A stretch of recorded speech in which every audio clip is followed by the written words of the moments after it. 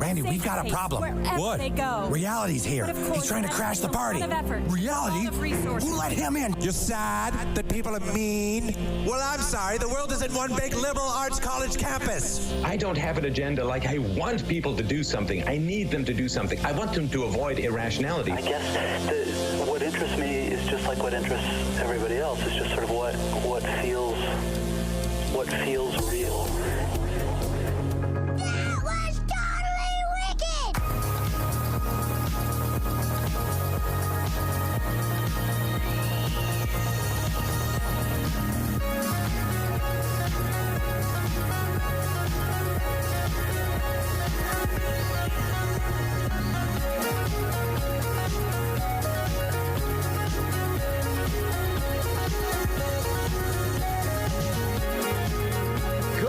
Morning, ladies and gentlemen. Welcome back to another edition of Real News 901 on the spot on this July 30th. How is everybody doing this morning? My name is Mr. Henry. David Shine Thompson over there to my left on this screen. Maybe you're right. He's flying in all over the place. We never really know where he might be dropping in from, either in this show or in real life. It's sneaky, man. Sneaky like a ninja, like a cat as well. I have a jam-packed show for you today. A lot of stuff going on, as you'll see in the headlines. Save the Children movement going on today. We're going to cover that in just a second. Defendant shall not attend protests. You shall not pass, you defendants. It's a bit of a problem going on with that story. Big tech hearing was yesterday also. I have another story here that fits in with all this stuff of just the general question. Do you all trust polls? Because there's a major financial advisor that says, I don't trust polls, man. And I'm telling my clients as well, don't trust these polls because they're usually wrong. They're usually wrong because they end up polling one party more than the other.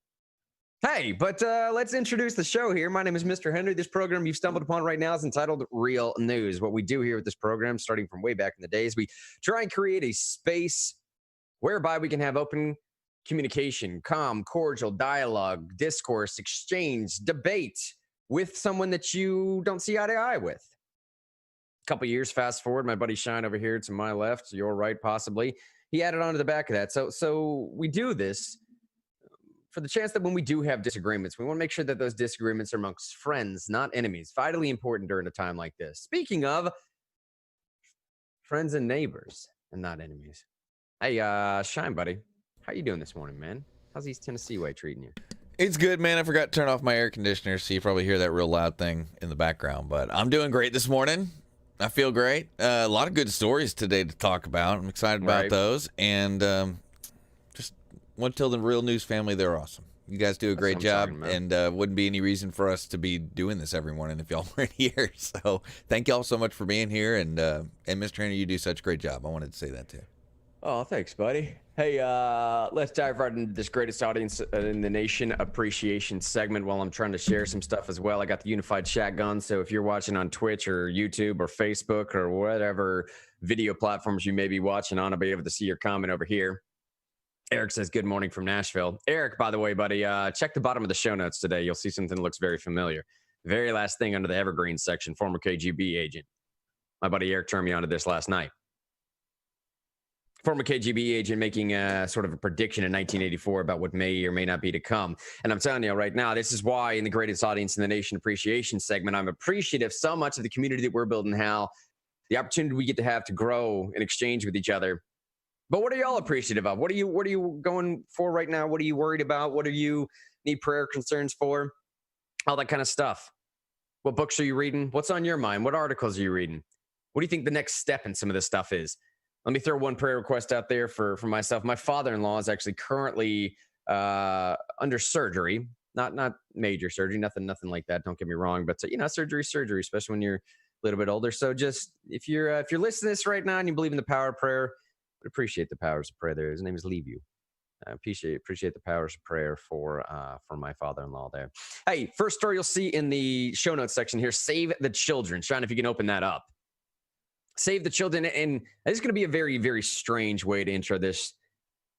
But anytime you talk about a movement of saving the children or any type of trafficking situation going on or anything like this, you all know how I feel about this. This is almost one of the issues that brought me into politics. It's almost, coming from working in children's ministry, to want to get involved in politics. This is the overlap of those two worlds. You know how I feel about the Epstein stuff. You know how I feel about trafficking. You know that I've said multiple times, this type of trash is arguably, there's nothing worse in the world, I would think. The perversion of innocence, I think, is the pinnacle of evil.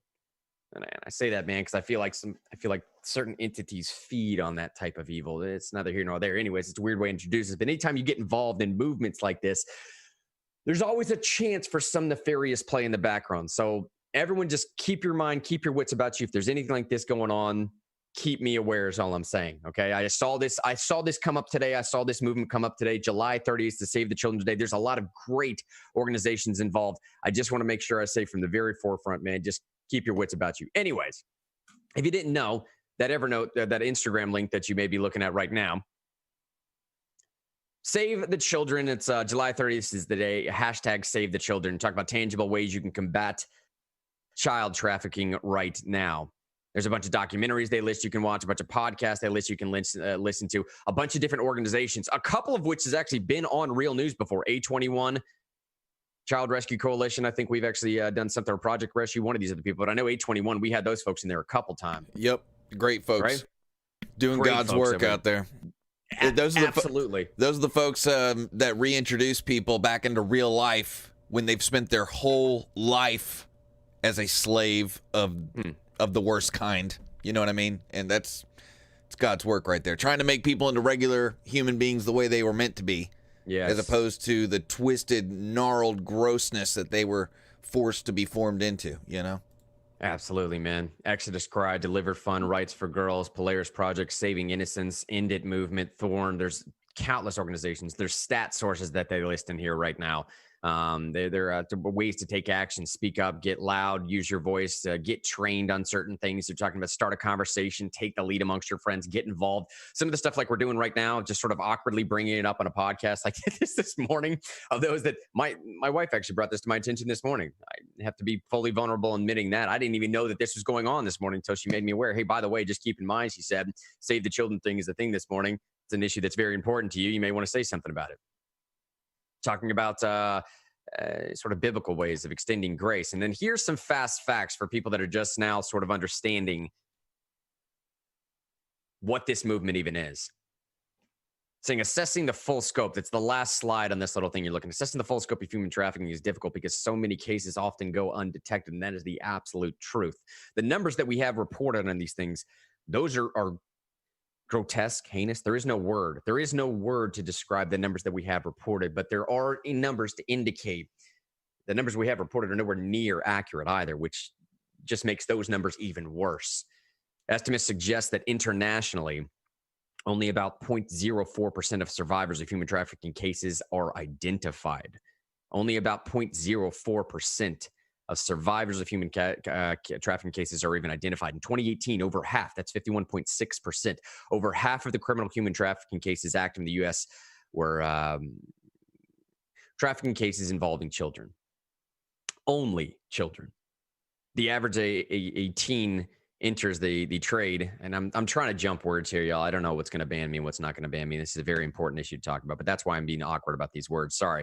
The average age a teen enters the trade in the U.S. is 12 to 14 years old. Research shows that 1 in 4 girls and 1 in 6 boys will be abused before they turn 18 years old. 34% of people who are abused, who abuse a child, are family members. It's estimated that 325,000 children are at risk of becoming victims of commercial exploitation each year. And I put some of this in the show notes a while back, but there's a couple things I'll post on the Real News page today, just drawing more attention to something like this, just letting people know. I think A21, Sean, did an incredible job of just presenting to us when you come in and you start talking about this idea of trafficking, slavery.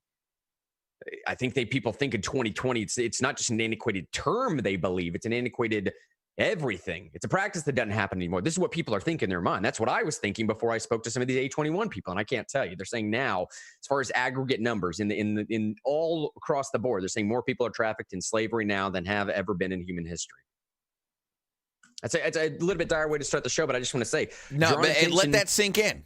There's more people who are slaves now than all of human history combined right now, at this very moment. That should be heavy. It's not only not gone, it's worse than it's ever been. That's the way of saying it, right? Yeah. Save the children, though. Go check out this hashtag. Share a story with your friends. I don't know. Bring attention to the cause. Just let people know what's up. Share some of this stuff going around, too. Find some of these sources out there and post some of this stuff. Hey, let me just touch very, very briefly on some of these local stories, because there's a bunch of national stories I really, really want to get to. Some follow-up from yesterday, some polling stuff. We had Big Tech interviewed yesterday as well. So first story here, you'll see Tennessee State Senator charged with stealing federal funds. And this is, it's just, like, it's been going viral around my Facebook pages. And I just wanted to let people know about it. If you see this, what's going on. Senator Robinson, apparently, here's the story from 2015 to 2019. Robinson stole more than $600,000 and used it to pay for her wedding, her honeymoon, a 2016 Jeep Renegade for her daughter, travel and entertainment for her family, an event for her state Senate campaign, prosecutor said. She's been charged with stealing more than $600,000 in federal funds received by a healthcare company. She directed and used the money to pay for all those things that I just mentioned. Now, what this looks like going forward, I don't know. Who knows?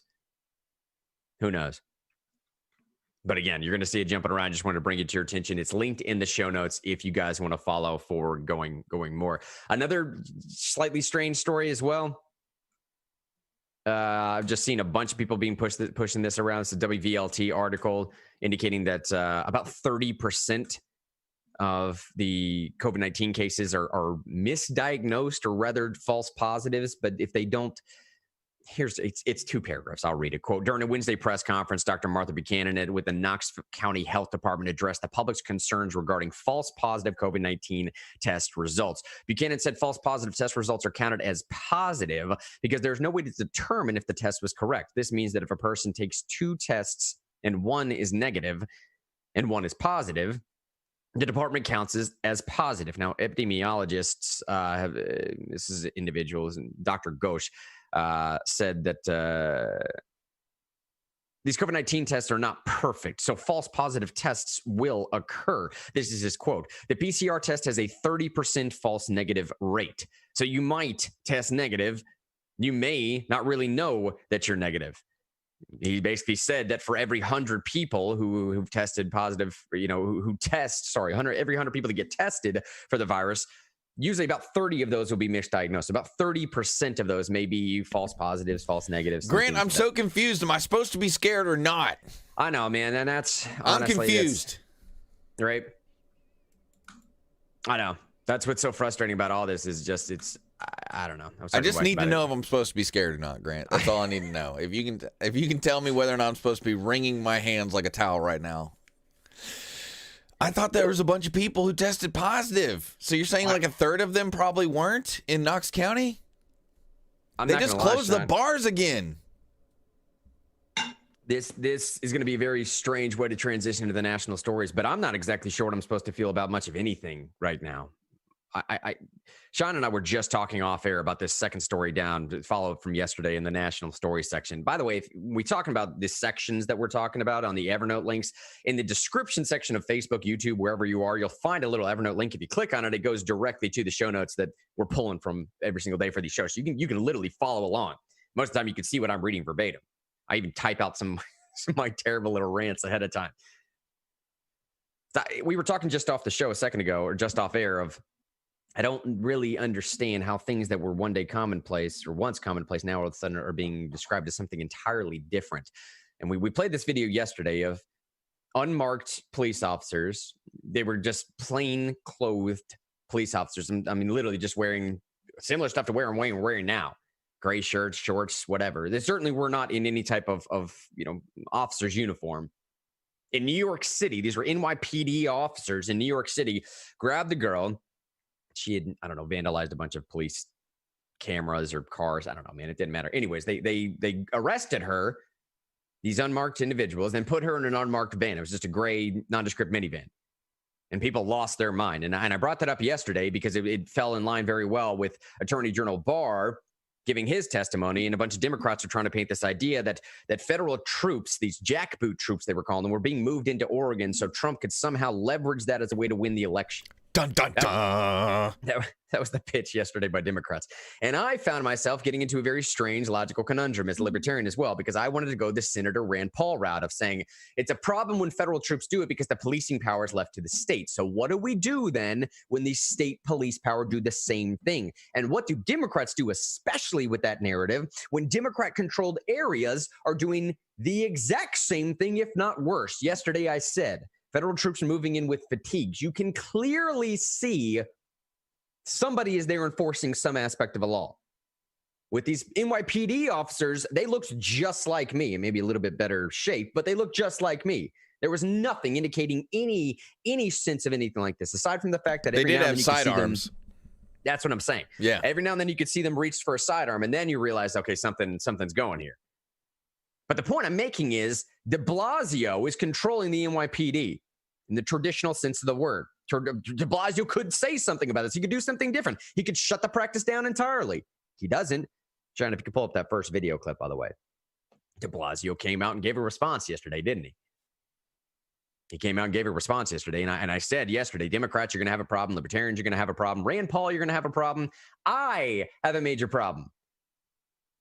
But I didn't foresee necessarily what the problem actually was going to become until this next story. But Sean, if we could play that Twitter video linked there, you'll hear, well, de Blasio do his best example of something. This is not Portland, and I want to emphasize what you see on that video is NYPD officers. There are no federal agents involved, nor would we be involved with federal agents in anything like that. So I think it was the wrong time and the wrong place to effectuate that arrest. The arrest, as I understand it so far, was for damaging police property. I want to affirm very clearly, no one is allowed to damage police property. This is not Portland, and I want to emphasize. Right. It just keeps what you see on that video is. So there was a little bit of a selective editing there because he goes on to try and play both sides as any good politician would. But at least for that small portion, he sounded a lot like everyone else that's trying to send in these federal troops. He sounded like a Trump supporter. This is not Portland. Or like those people. Remember the people who threw the black paint out in California over the Black Lives Matter? They said this is not Seattle. Yeah, that's right. This is what I'm saying. Like, he sounds like a Trump supporter now. I don't know. I don't know, right? I don't know. Antifa's the best thing for the Trump campaign. It's turning Bill de Blasio into a Trump supporter. It's turning Bill de Blasio into a Trump supporter. That's the truth. But I said yesterday, okay, so I should have seen this coming. Admittedly, I did not, because I fell in the same sort of problem, right? And I'm still having a little bit of libertarian situational problem, man, because frankly speaking, I don't like it when anybody does it. I don't like it when either party does it. But if I'm to remain true to be a Nashvilleian first, a Tennessean second, and a citizen of the United States third, in the good old sense as it should be, I think, then what do I care what's going on in New York City, man? I should fundamentally care, but at the same time, it's like, 10th Amendment being what it is, they can police in certain manners as they want to, I suppose, as long as it's not directly violative of any constitutional manner. Now I'm just rambling because I think that's kind of the point. I think the point of a lot of this stuff is meant to distract away from nobody yesterday, hardly anybody yesterday, until a certain point was saying, wait, this happens all the time. I'm not saying it's right or wrong. That's not the point of bringing this up. That type of stuff happens almost every single day in New York City, of unmarked van pulling up, or an unmarked van somewhere, of a warrant squad. There's a reason why they have something called the warrant squad. There's funding dedicated to this stuff. The unmarked officers do this stuff every single day, roll up in unmarked vans and arrest individuals. I'm not saying it's right or wrong. What I'm saying is we're now painting this stuff in the picture that overnight common practice has turned fascist. And maybe it always has been, maybe it hasn't, but it's a very strange line to draw, because what's happened now is I have come on this program and I'm just putting this on myself because other people have done. I have come on this program for the past 2 or 3 months and said that we're distracting away. All this, Antifa stuff is distracting away from the legitimate concerns of constitutional violations of qualified immunity and getting rid of civil asset forfeiture and no-knock warrants and the stuff we're fighting for every single day and blah, blah, blah. I don't think what I realized or didn't realize at the time was that it wasn't a distraction necessarily. It was a setup to jump that shark entirely. So now everything, all of it, the entire system is tainted now. It's all fascist. Regardless of how often this may or may not have been done, it's all fascist. It's all the worst thing that could have been done. And journalists are so complicit in pushing this message, man. People are genuinely starting to step back and question, like, wait, have they always done this, man? I don't know what reality is. Sean, go to the next article real quick. And you may even just want to stick with the Evernote show notes, man, because there's a bunch of stuff in that article. It's a long, long article that really tries to prove the point that people in Oregon now are just getting blanket bans from protests.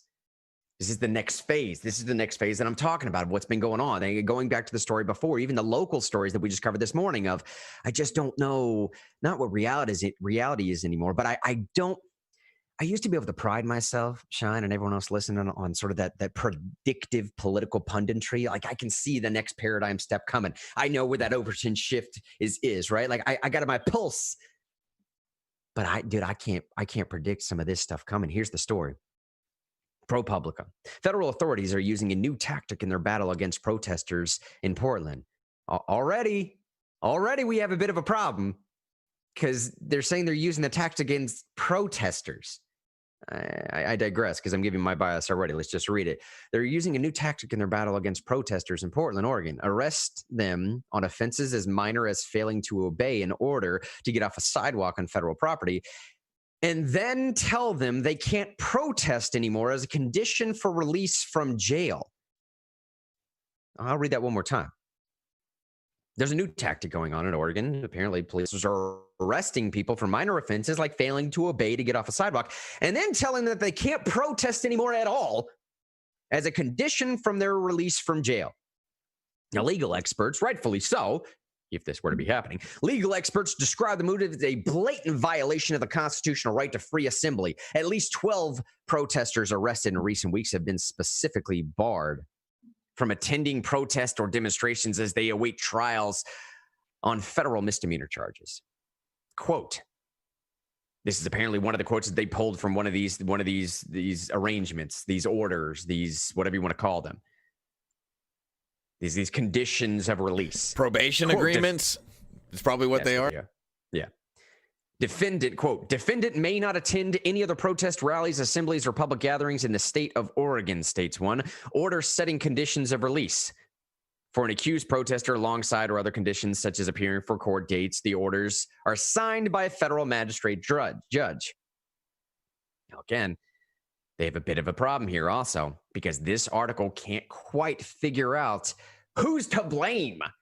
They can't quite figure out, they can't quite determine if this is a federal judge doing this or a judge of the state of Oregon, because that has that's kind of the linchpin of this whole thing here, man, is if it's a federal judge, it's Trump's fault. If it's something or somebody involved in the state of Oregon, well, now, drat. Goes on to say, for other defendants, the restricted area is limited to Portland, where clashes between protesters and federal troops have grown increasingly violent in recent weeks. In at least 2 cases, there are no geographic restrictions. Not true, rather. One release document instructs, do not participate in any protest, demonstration, rallies, assemblies while this case is pending. Protesters who have agreed to stay away from further demonstrations say that they felt forced to accept the terms to get out of jail. This is one of the protesters, as they say what they said. Those terms were given to me after being in a holding cell after 14 hours. She was 14 hours. Has anyone been in a holding cell before? Whatever. I'm not going to go there. Anyways, 14 hours they've held him. Right? I don't mind saying it. I have, and it sucks. Yeah. But I wouldn't be signing nothing like that. Dummies. Call your lawyer, dummies. Said she was charged on July 24th with failing to obey lawful order. It was pretty cut and dry. She said, these are your conditions for getting out of here. If I didn't take it, I would still be in holding. It wasn't really an option in my eyes. Now, here's what it all gets down to for me. It couldn't be learned, they said, whether those that are drafting these orders are barring the protesters from joining further demonstrations. The documents reviewed by ProPublica here were signed by a federal magistrate judge in Portland.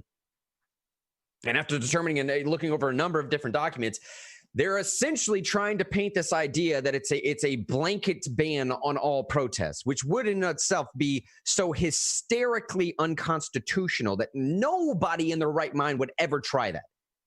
I mean, that would be, I don't know. It would be prima facie unconstitutional.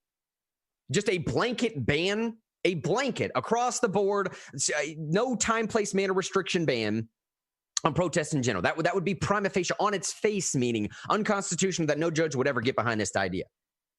And again, one time real quick, and then we're going to hit the comments. We're going to come back to this one time real quick. The point of me bringing your story up like this is not to have an argument about whether this stuff is right or wrong. That's not the point of it. The point of me bringing up the de Blasio thing before is not to say whether unmarked vans or vehicles or officers is right or wrong. I personally, in a libertarian sense, hate the idea of that. This is not the forum for that kind of conversation. The point of me bringing this stuff up now is to say, what are y'all talking about, man? Are we just now waking up to this? We're just now realizing this? Like overnight, everyone just sort of like became aware of some of this practice going on. And to paint it as an idea that the entirety of the whole system itself is fascist on its face speaks to an entirely different motivation than what I think a lot of people are out here on these streets marching for. That's the purpose and the point of me bringing this up. Some of these people are out in the streets trying to look for genuine change, equality, reaching a sense of equity, being treated right, holding police officers accountable, not destroying the entirety of all of it. That is pulling at some of the lowest numbers that I've ever seen of anything. Just burn the system down? Burn the entire system down? That's what some of this stuff is speaking to me. Well, I didn't like how the way it felt, so, just label as fascist and then just get rid of all of it. This is what an expert from the ACLU said. Experts said that while restrictions of that sort are common, they are questionably constitutional. Quote, those stay-away orders, that's what these things are. They're stay-away orders from a very specifically designated geographical location. It's usually, the vast majority of the time, it's a single city block where you just went and burnt something down, and the court system says, look, man, we'll let you out of jail, but if you're involved in a whole bunch of people that are burning stuff down, we would like it if you didn't go back to that exact same spot again, because it's highly likely you're going to do the same thing again. We let you out one time before, and you did the same thing again. Continuing, quote, from the ACLU, those stay-away orders from a place where a potential crime has been committed are generally standard. Stay-away orders from public places that are part of the public square are more questionable. But I'm reading directly from the article, but he, meaning the expert from the ACLU, he and others conceded that the government could make an argument that it was necessary to prevent further wrongdoing. All right, so that's what's going on here. What's going on with these stories in Oregon for the 12 people that this has been applicable to, the 12 dozen individuals in 60-something days or even longer that this has been applicable to. Out of thousands, right? Right? Tens of thousands, even if you really were to mark it up. For the 12 folks this has been applicable to, it's 12 folks that have done something that's probably destructive of property or harming human life or, I don't know, violent in nature somewhere. And the judge looks at them and says, like, look, man, we'll let you out. But if we let you out, it's likely you're going to go back and do those same things again. So much like any other order of protection, dude, I can't tell you the number of times when I was clerking for judges where I would sit in on order of protection hearings. And somebody would come in there with a statement from Facebook and said Johnny Joe or Susie Jim said on Facebook they were going to come beat me up. And I will say this much, though. To hear a highly qualified, distinguished judge like the one that I clerked for read some of these Facebook statements to get them on the record was one of my favorite things in the world. To hear the colloquialisms, if you will, be read by a judge. It was just fantastic. These back and forth Twitter and Facebook spats going on between what stuff happens in the street to be read by a judge. Man, it's an SNL skit. Anyways, I sat there Thursday after Thursday after Thursday, seeing how a Facebook comment could be used as cited evidence for an order of protection. And if it was extreme enough or valid enough, or you felt threatened enough, you could actually back it up by Facebook comment or a tweet or something else to that extent. They said, hey, you can't be within such and such feet of that individual. Now, what I'm saying is that happened literally every single Thursday while I was clerking for this judge. Restrictions of where you can go, when you can go, and this type of thing. The fact that some people are just waking up to this now and all of a sudden trying to paint this as some type of fascist realization completely undercuts thousands upon thousands of years of common law history that brought us to the civilized society that we are at right now. Now, if you want to have a conversation about this, that's fine. But to paint it as something that it's not, to paint it as a blanket ban on protests, it's not just disingenuous, it's dangerous, because I don't think this journalist fully realizes what they're doing or how they're supporting. A blanket ban on protests. Are you kidding, dude? Like, they're burning trash cans out in the middle of a federal courthouse. And that's what they're saying is, we would prefer it if you wouldn't go burn another trash can. So we're going to restrict that thing for 30 days. Get out of my jail, man. Am I wrong here? I'm going to catch up with Facebook comments. I mean, I don't know. I'm speaking literally from the gut here, Sean. I think you're doing a great job. I mean, like, the most potent example for something like this is, like, say you got busted selling drugs. And you used those drugs. You were a user and a seller, and you got busted by the cops. If they let you out of jail, they're going to make you pee in a cup for 2 years to make sure you're not on those drugs. Because if you're on those drugs, you might be selling them too, you know? And everybody knows that. Everybody knows that. Not only that, they expect it, you know? You get busted for any kind of drug offense, you're going to be peeing in a cup. And that is a restriction. It's kind of like a stay away from those drugs, right? Just like stay away from the courthouse. But to me, this is just like probation agreements. It's probation agreements. It's in lieu of jail time. And that woman said she felt forced. She wasn't forced. She could have stayed there and fought it and been proven not guilty. But, I mean, to me, this exposes that these people are sheltered children. They're sheltered children. They've never had any interaction with law enforcement. They've never had any interaction with the court system. They're the epitome of, I hate using the word, but like, they are white privilege, right? They're like, oh, they made me sign a probation agreement. That's fascist, you know? Duh. It's like, they arrested me for like punching a cop. Fascist. They arrested me for trying to light a building on fire. Fascist. These people are insane. I mean, insane. And not just insane. It's like a, at least they're painting themselves as insane and incredibly ignorant. That's right. Yeah. Right. But like, it's an insane ignorance. Because like, we've heard the reports from Portland, from the police, that it was like, at a certain point every night, people get into like a frenzy, like a blood rage. Some of the descriptions from these officers or these people are screaming until they go hoarse, bloodshot eyes, drool coming out of their mouths. I mean, like crazy stuff. But they're ignorant and crazy. Because these 12 people get pulled into jail and they say, well, if you don't want to sit here for 30 to 90, because yeah, it's a misdemeanor, but this is what I mean by the ignorance of these white privileged kids. Most misdemeanors carry a 30 or 99 days in jail. Most misdemeanors, especially ones that involve violence. So in lieu of you sitting in jail for 100 days, you get to be told to stay away from the place you committed the crime. If I were to commit a crime against, let's pick another First Amendment thing. Let's say I committed an assault at a church to like 3 people, like got in a fight, right? And the police were called. I might get told to find another place to go to church, at least for like a year, in lieu of being in jail. Not just because I committed the crime, right? It's an agreement. It's a value for value exchange. In lieu of not going to jail, I'm gonna agree to do something that lowers my percentage of committing that crime again. I mean, to me, when I read this article, I was just like, duh, this is what happens. And like, only 12 of you got arrested. Yeah, right. Why weren't there 500 of you in jail? That's my thing. And it's like, I don't care if they had marked police, unmarked police, Why are you've been allowed to try to burn down a federal courthouse for almost 60 days or past 60 days now? 60 days nonstop insurgency on a courthouse. It's like all you're being told is don't go back, don't do it again.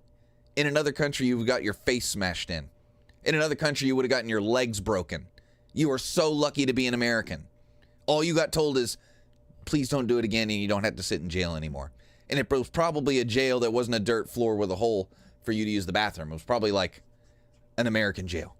You are so lucky, you ignorant, privileged children, you know. Matt said in Facebook, by the way, this is so when the real food riots happen. Eric said food riot gear sponsored by Bush's Baked Beans. Eric said a common, almost unanimously made decision is that people on probation or bail agreements is to tell those who got in trouble to keep away from other people involved in the crimes and criminal activity, as long as I've been alive anyways. I think Eric kind of hits it there as well. Matt said a second ago, all these cities are slated to be smart cities. They're buying for pennies. But Eric said a second ago, usually, and this isn't in any sort of rehabilitative sense, if you've been convicted or guilty of doing a certain thing that society deems unfavorable, one of the best tacks to take to not have that happen again is don't allow these people to get around, or as much as you can, coach these people not to be around those people that are doing that thing. And I'm telling you, man, maybe this is a bit of my and look, I know my anarcho-capitalist friends, they may watch this program time to time. If we haven't lost all them already, who knows? But they may be thinking themselves right now, this is too much statism for Mr. Henry for me to this morning. But it's like, look, okay, fine. So maybe my minarchist side is showing. I don't know.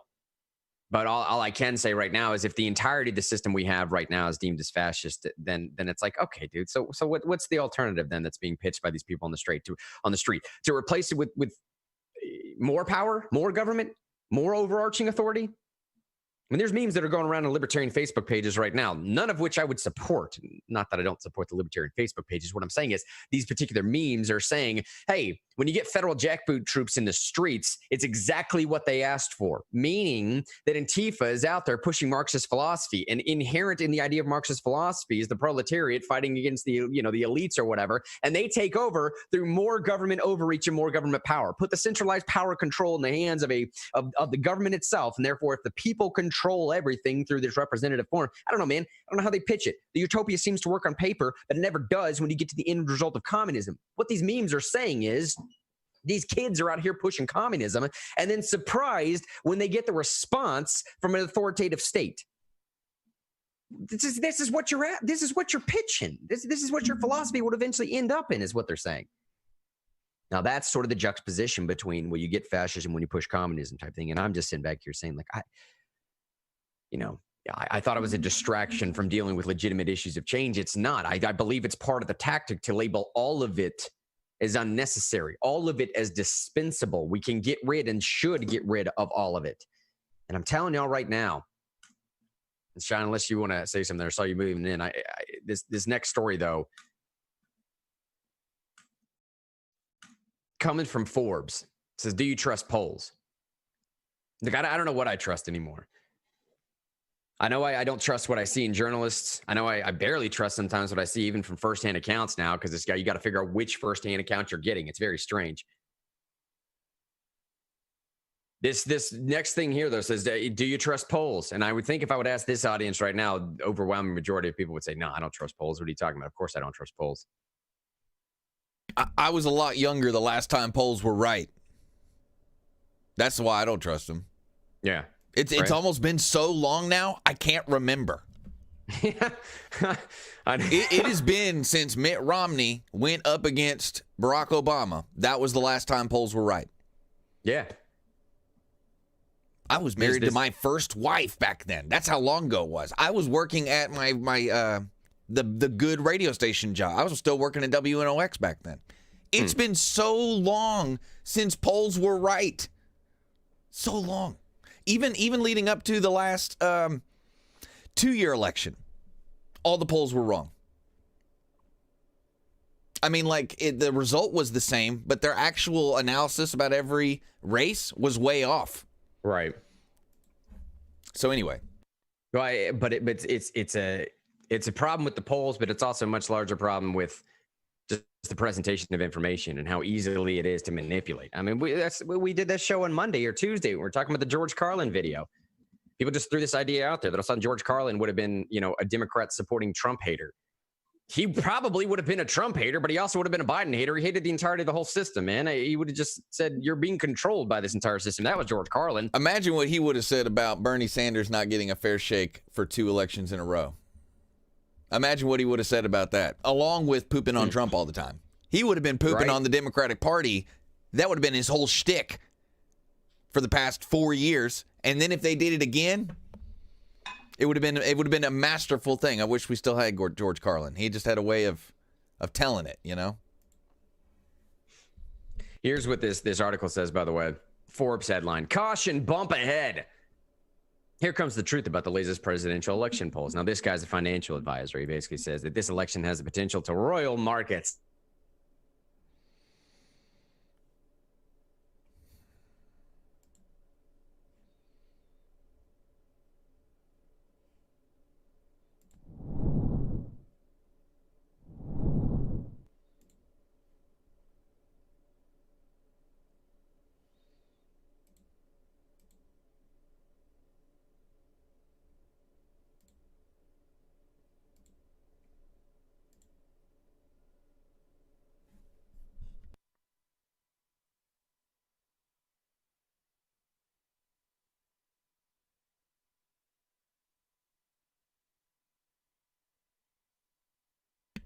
Folks, give us 1 second. I'm trying to get Grant back.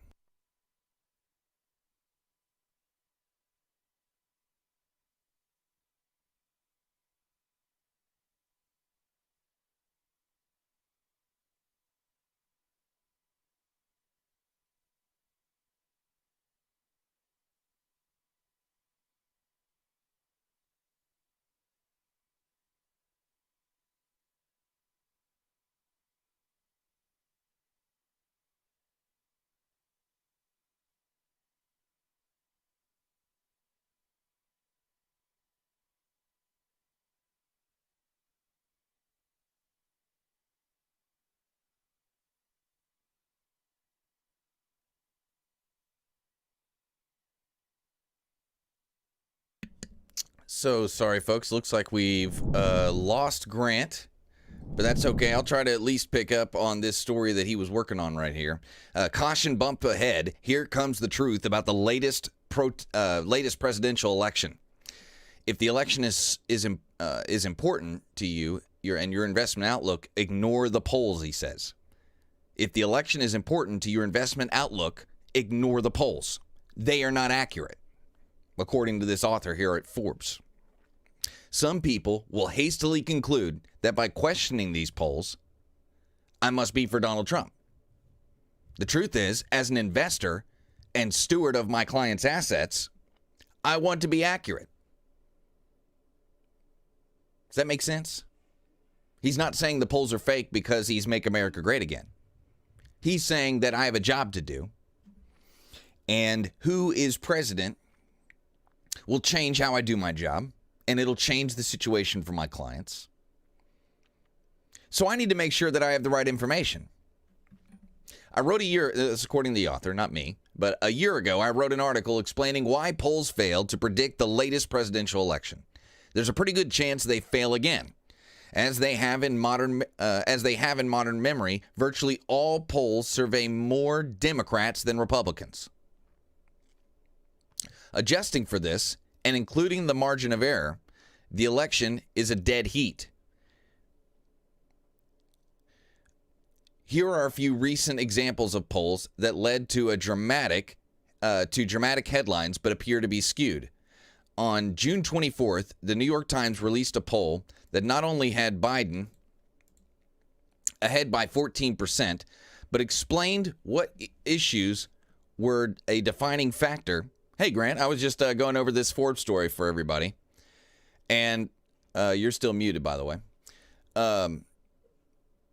Nice. There you go. Oh, there we go.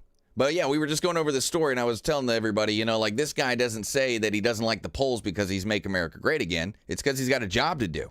And who's going to be president is going to change how he does that job and change the situation for his clients. So he's breaking down why I guess he doesn't believe in these polls. But I'll let you pick it up if you'd like. Well, and this is the primary reason why he doesn't believe in these polls is just because they're not honest about who's even being polled. No, they're not only not honest about not who's being polled or even the margin of error or any of this stuff. He says a year ago, I wrote an article explaining why polls failed to predict the last presidential election, which they got that. It was a disaster, absolute disaster. So there's a pretty good chance that they fail again. And as Sean just indicated, it's because he's an investment advisor. He's trying to get people to understand what to do with their money. I can't tell you the number of Republicans that I've talked to already, Trump supporting Republicans, grant you, but they'll tell me I'm moving money all over the place if Trump loses. Now, here's what he's talking about. In general, the idea of all these polls that you've been hearing over the last couple of days talking about Biden winning, and this makes him sound like a Trump supporter. All he's saying is you have to figure out what the poll is telling you, and you can't make major decisions based upon this polling. Here's what he says. On June 24th, the New York Times released a poll that not only had Biden ahead by 14%, but explained what issues were defining factor in his commanding lead. The headlines roared that day. Quote, Biden takes dominant lead as voters reject Trump on virus and race. I guess, maybe. He said, but after a modest investigation, what he means by modest investigation is you could find this polling data. Most of the time, he didn't have to try very hard. That's what he means. It's like without even trying very hard.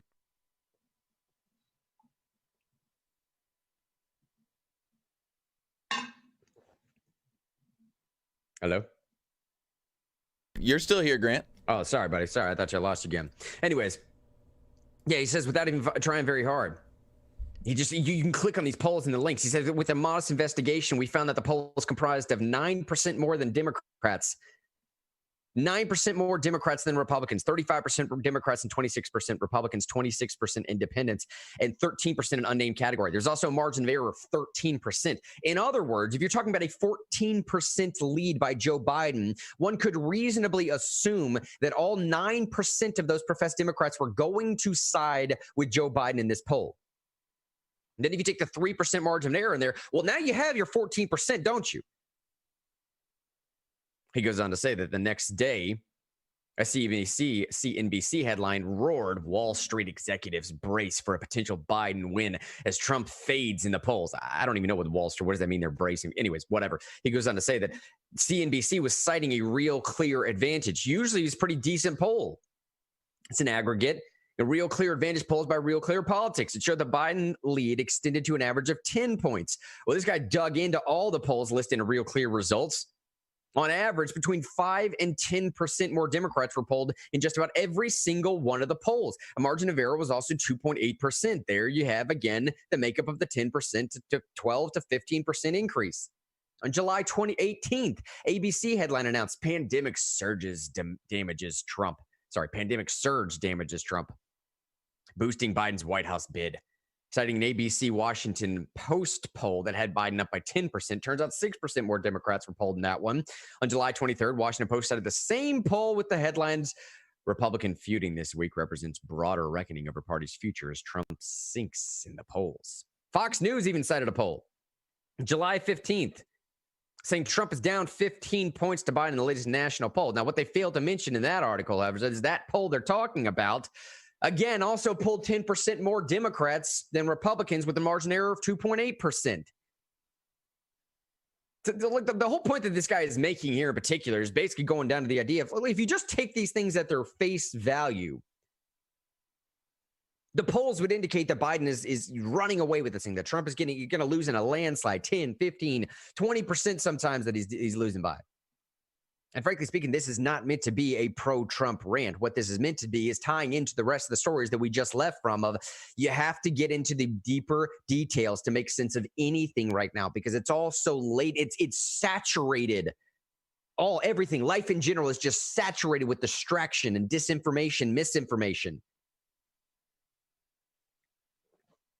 Now, he says here, the author says here that at the end that, think about who's answering these polls also. In the 1970s, 70% of respondents answered these polls. They're calling landlines mainly, y'all. They're calling home phones is who they're calling. I can tell you from experience, that's usually who they're calling. In 2018, that number of 70% of people participated, that went down to 6% of people participating. And those percentage of people that are participating, I mean, who in their right mind, he says right now, is going to admit that they'll vote for Donald Trump? Are you kidding me? I mean, they don't know who you're with or what you're about or who you're going to report that information to. All they know is that you have some information on them already. I don't know, maybe it's first, last name, maybe it's a home address, maybe it's the name of the people that are living in that house. Maybe it's a lot of information that these pollsters have on them. And then it's there. That information is there. On the screen, staring them in the face when they're taking these polls. All they know is that you have some information on them somehow, and you're asking them a question about Donald Trump, but they don't want to lose their job. Maybe they're not going to tell you the truth. In general, the last 2 or 3 sentences here is what he really hits you. He says, what I'm trying to say is, if you're an investor, don't react to the polls. If you're going to make decisions based upon your money, don't react to this nonsense. If you're going to do anything in your life that's reasonably worth logic at all, don't react to this type of trash.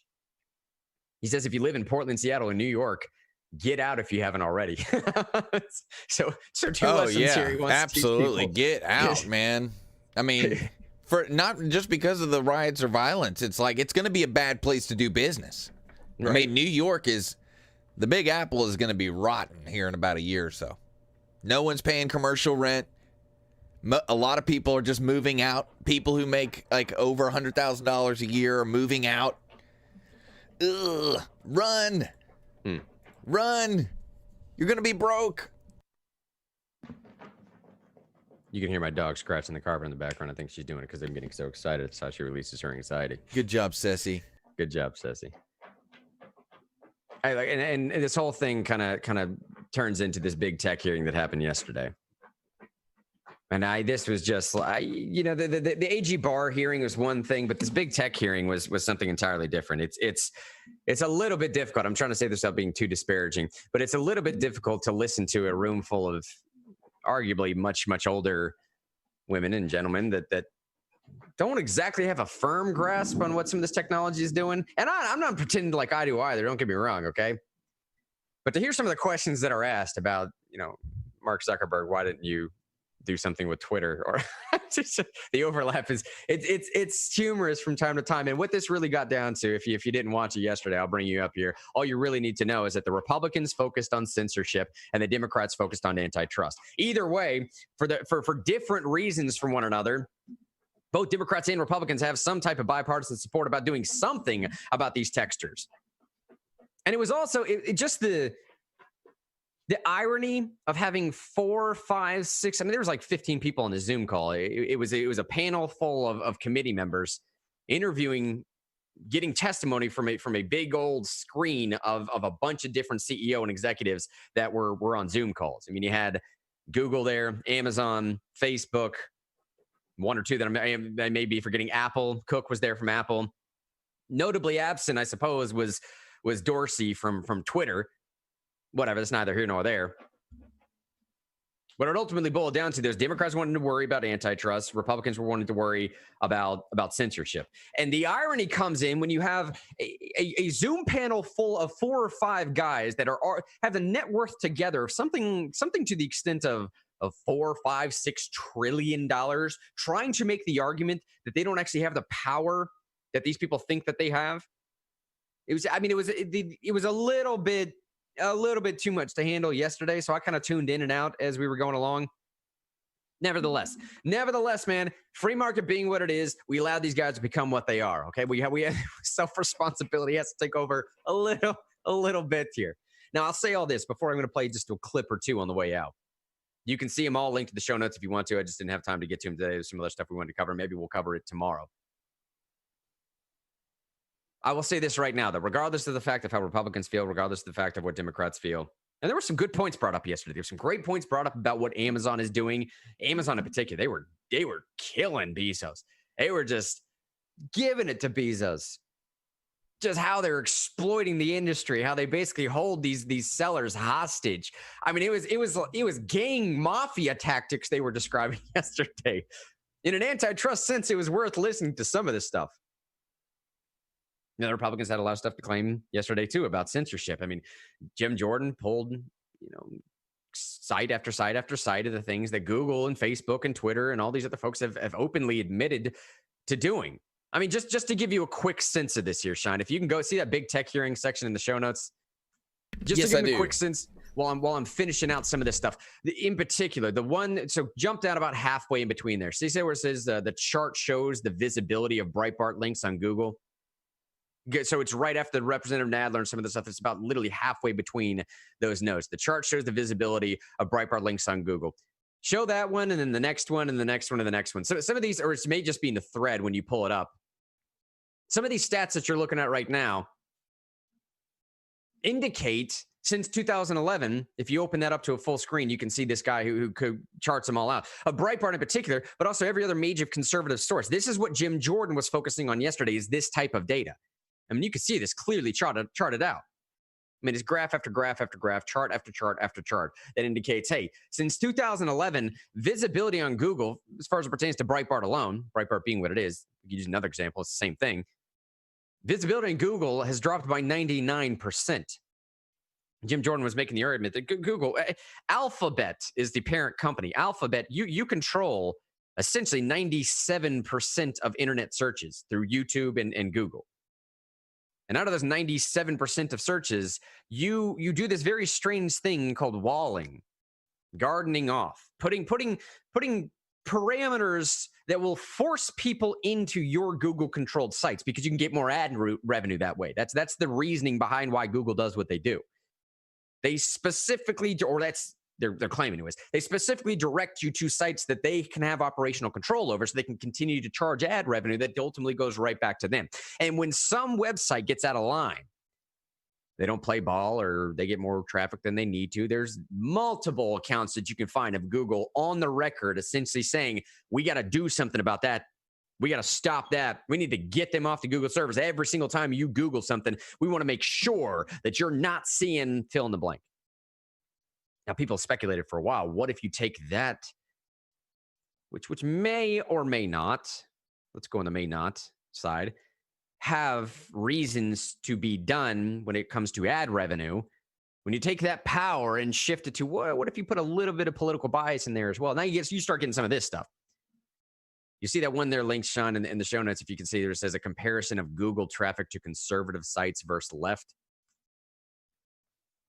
That's a chart here where you can just see, Forbes, Business Insider, Vox. Vox, man, what happened to you, Vox? When Vox first started, they were all right, man. They were all right. They were doing some stuff when Vox first started. They were legit, like pushing some cool, true stories that I was really into. And I feel really bad about where they've gone now. Just because I was so into them so much from the beginning. Anyways, that's at the top. Forbes, Business Insider, Vox, USA Today, get out of here. And then way down there at the bottom, Daily Wire, Daily Caller, Breitbart. This is a comparison of Google traffic to these sites. Now, look, comfortably sitting there, CNN and Fox News is a little bit down there at the bottom, MSNBC, Washington, so there are a few out there, BuzzFeed, goodness gracious. There are a few out there like a CNN that's not too far up. I mean, ESPN's way down there, luckily, as well. But there's a few that aren't too far up.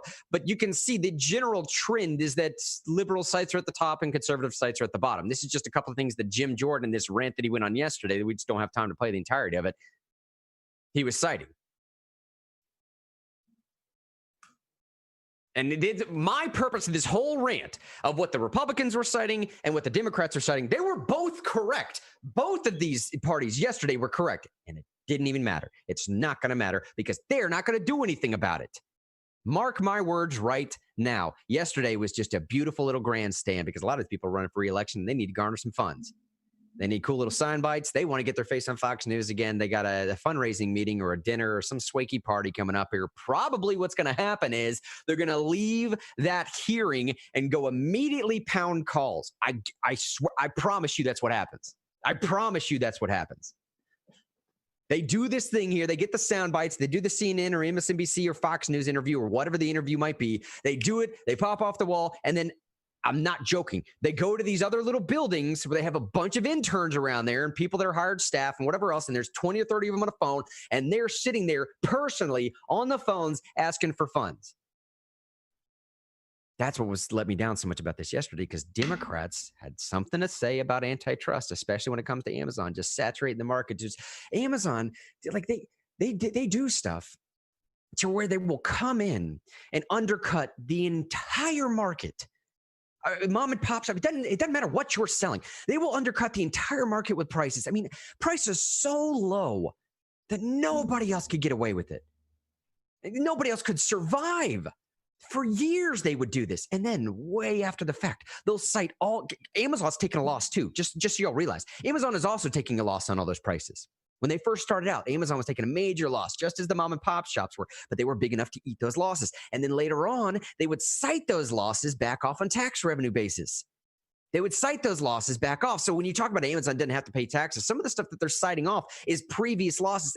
I don't pretend to understand this stuff fully, but I know that's some of the things they spoke about yesterday. They undercut markets, and then they cite the losses because they're big enough to be able to do that, and they can survive. It's mafia tactics. Democrats had something to say. Republicans had something to say. We all know the censorship is going on. But unless and until any one of these folks gets off their butts and does something about it, which they won't because they need these people, unless they do that, it's all just a big grandstand show to get some more funds. But I'm not trying to be too cynical about this. I promise you I'm not. But I'm pretty sure that's what's going on. Sean, I know it's 10:01. We got stuff to do today, man. I'll give you the last word on this. I would love to play for everybody if we could.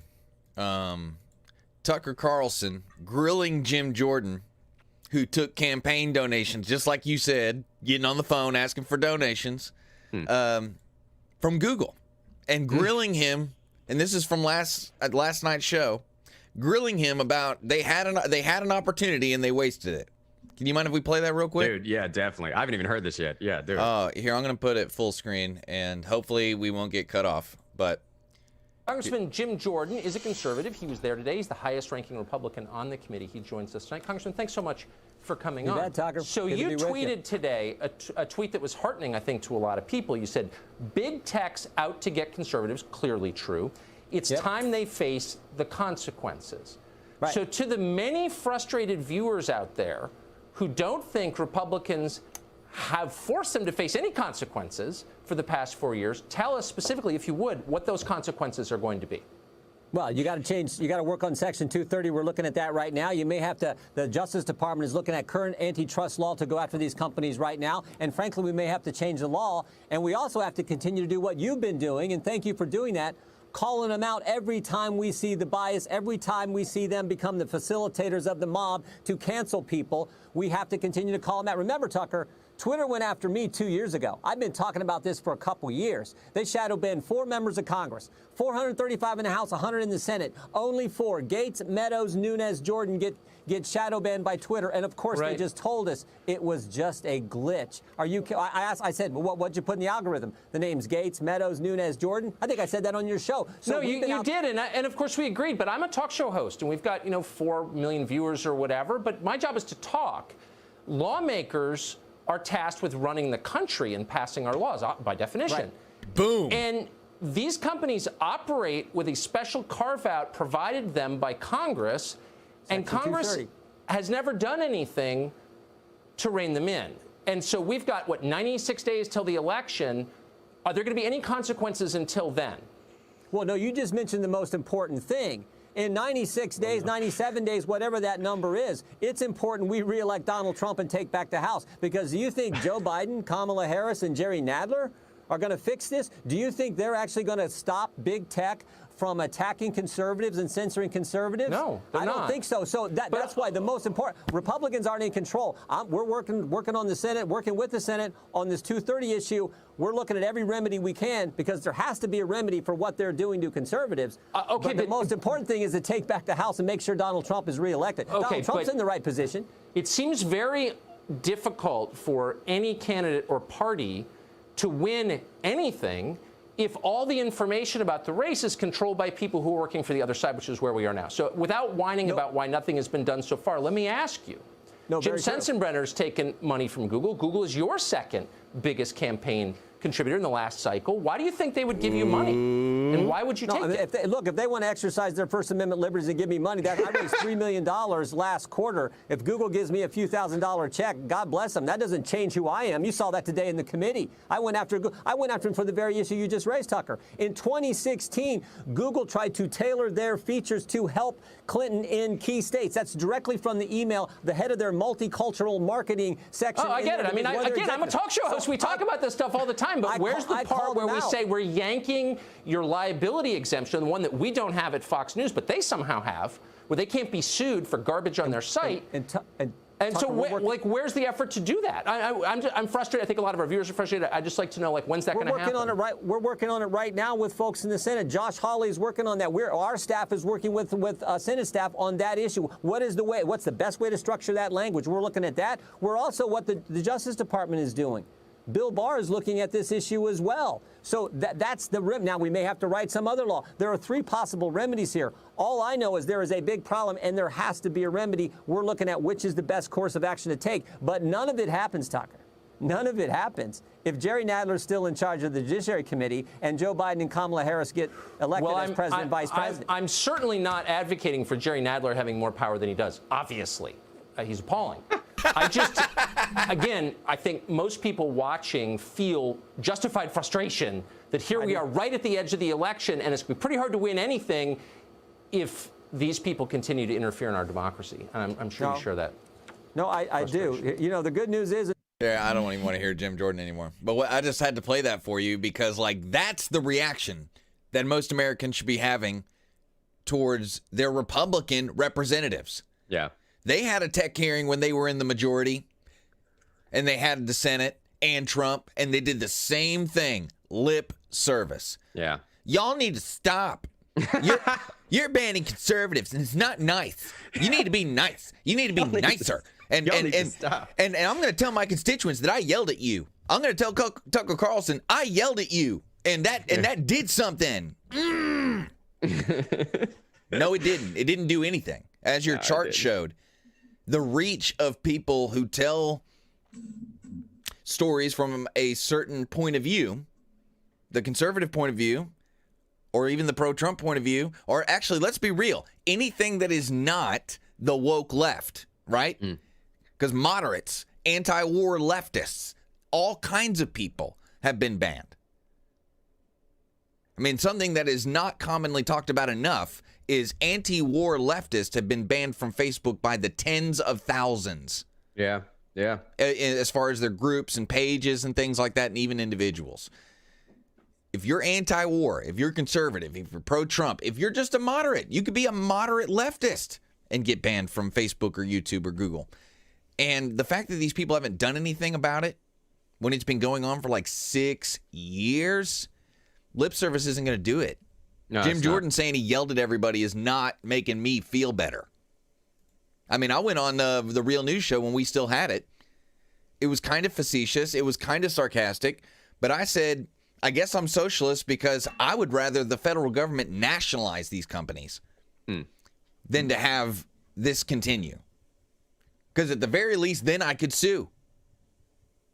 I mean, think about that. I can sue the federal government. I can't sue Google, or break them up like the Bells, like the Bell company, like AT&T back in the day, whatever. I don't care. Just make this stop.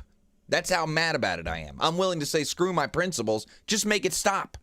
And from both sides, I just want some sense of honesty, that's the most ridiculous thing I think I've said in this program for a while. I just want some sense of honesty from DC politicians, like that's ever going to happen. I get it. I know. But if somebody would have just went out there, Democrat, Republican, otherwise, doesn't matter. If they would have just went out there and said, look, you guys just donated to my campaign. Okay, we don't have a lot going on here. Even I'm a Republican here sitting in this room, and I believe in free market principles. If you want to make a terrible product that just drives you into the ground, pandering to the squeaky wheel of the left, by all means, go ahead and do so. Keep giving me money, man. You're good by me, right? I honestly, I would have respected that more than a bunch of people coming out there and, like you just said, Sean, giving lip service to all this other stuff. And I'm not Tucker Carlson. Love him or hate him, the guy's on a he's in a different character right now. So over the last couple of months, something just snapped with Tucker where he's just like, F it, I don't care. He had to move. You know what happened is he had to move because rioters were coming to his house. That's why he doesn't give a damn anymore. He had to move his family to a different place. And he just dealt with a week ago the New York Times trying to dox him again, putting out his address. I wouldn't care either because it's like they want to kill me. So why should I hold back? Why hold back now? Hey, you know what that music means. It's time to end the Real News program. You guys are absolutely fantastic. Love each and every one of y'all. By the way, we really appreciate the comments, the likes, the shares. All that stuff really helps tweak the algorithm that we were just talking about a second ago. But the purpose of us doing this is not to get the likes, shares, all that other stuff. I could care less if we have 10 hardcore followers or 10,000. What doesn't matter. The purpose of us doing this is to grow this community so that we can progress with one another, to hold each other accountable, to strengthen one another, to become better human beings. Honestly, that's what this is about. It's what it's always been about. Real news, real friends. Signing off for today. My name is Mr. Henry David Chen Thompson. Love y'all. See you tomorrow.